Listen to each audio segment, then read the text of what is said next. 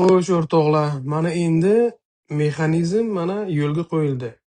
Kim hamma shoshib to'lagan edi-ku $100, $100. Hali to'lashi kerak emas edi, to'ladi. Mana endi hozir bular mana endi qo'ydi.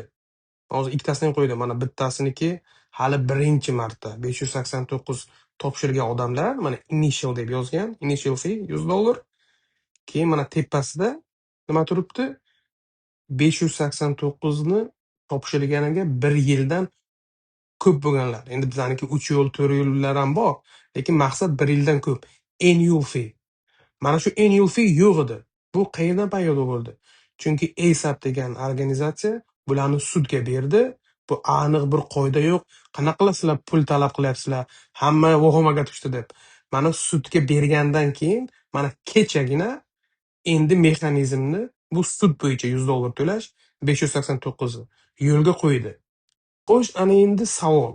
Mana bu shoshib to'laganlar qancha? Juda ham ko'p. Mana bu 1 yilligini emas, mana 589 ni topshirganiga 1 yil yoki undan ko'p bo'lganlar pulni $100 ni berdi. Lekin $100 ni bergan payti nimani tanlagan edi? Birinchi bir yillikni tanlagani yo'q. Как будто bular yangi endi topshirayotganday shu nimani tanlagan edi. Chunki ekovi ham $100 dan-da. Ana endi mana shu kim xato bilan to'laganlar, o'zi 589 yuborganiga yillab o'tgan, lekin bergan puliga nima deb tanlangan? Xuddi yangiday tanlangan. Mana endi mana shu xato qilganlarni boshqatdan bular to'latadimi, yo'qmi? Buni vaqt ko'rsatadi. Hozir sud ketyapti. Sudda aniq sud orqali nima qilamiz? Bilamiz qani bu odamlar to'lash kerakmi? Mana shu sud orqali endi bilamiz qani bu mana shu shoshib to'lagan odamlar yana bir marta to'laydimi, yo'qmi? Endi bu to'lab bo'lganlar. Xo'sh, endi to'lamaganlarchi? Endi to'lamaganlar mana bizada qancha odamlar bor o'zimizda.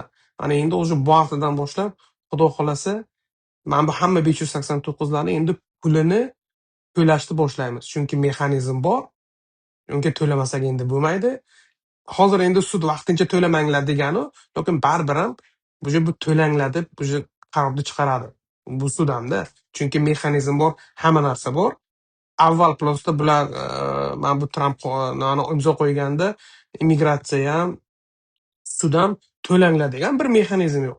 Endi hozir bu hamma narsa endi mexanizm bor edi immigratsiya uchun. O'zi xat yuborardi yoki birinchi 589 bo'lsa o'zi aytardi, to'ladi. Lekin sud uchun mexanizm yo'q edi. Odamlar hayron qolgan edi.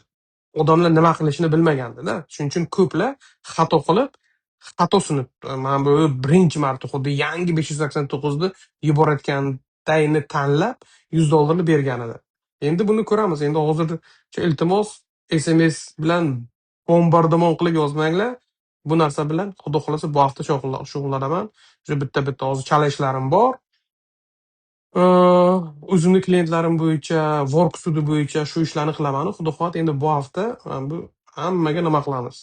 O'zimizning klientimizga ham, begonalarga ham mana bu kimdi 589 suddami?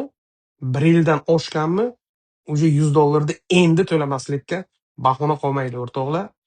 $100 deb deporchani olib o'tirmang. Mana shu gap. Sog' salomat bo'linglar.